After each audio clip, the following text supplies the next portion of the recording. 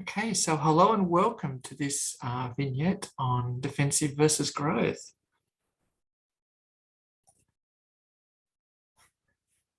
Defensive versus growth. So what are they? There are many approaches to classifying investments. That's true. There are lots of different ways that we think about this problem. One approach, though, is to think about classifying assets into defensive or growth.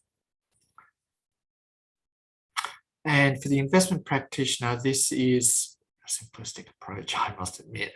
But for the retail investor and the average person in the street, this is a wonderfully descriptive way of describing assets, and it does help them understand what's going on. It is very, very powerful.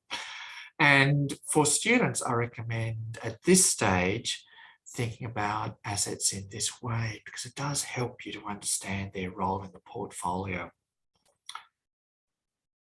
Now, what are defensive assets, right? The obvious question. The reason why it's so powerful describing assets as either defensive or growth is that a defensive asset is like it sounds and how you would imagine it to be. It's, well, defensive. And defensive assets generate their return through income. And so therefore, defensive assets are low returning and they are low risk. And that's a wonderful combination to have, actually. And these defensive assets are cash, fixed interest, and some high-yielding property. But really, the best way to think about this asset class is cash and fixed interest, and there will be some high-yielding property tacked onto the end. So if that's defensive assets, what are growth assets? Well, you could think it's everything else, and you're right, it is. But a growth asset is like it sounds and how you would imagine. It's, well, growth orientated. And that means that most of the returns are generated through capital growth rather than through income. And therefore, these assets are high returning.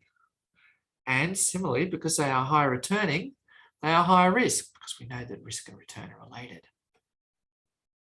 And accordingly, the growth assets are shares, unlisted assets, private equity, and some property investments.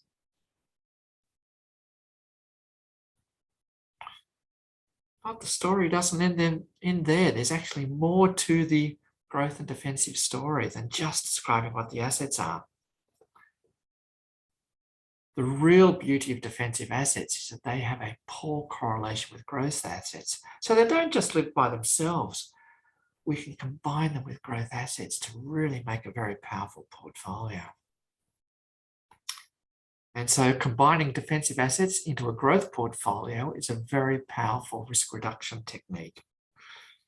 And hence, we often see defensive assets used in growth portfolios. Now, I emphasize the word some there. We often see some defensive assets in growth portfolios because, of course, a growth portfolio is designed to generate high growth. And investors want that high growth, but they do want some of the risk dampened down. And so what we do is we put some defensive assets in there, and that's very efficient at dampening down the risk without impacting the return too much. But it will impact the return when we do so. And if you want all growth, you can have that. But generally for growth portfolios, investors want to see some risk reduction in there. And so we add some defensive assets. And they're very efficient at reducing the risk.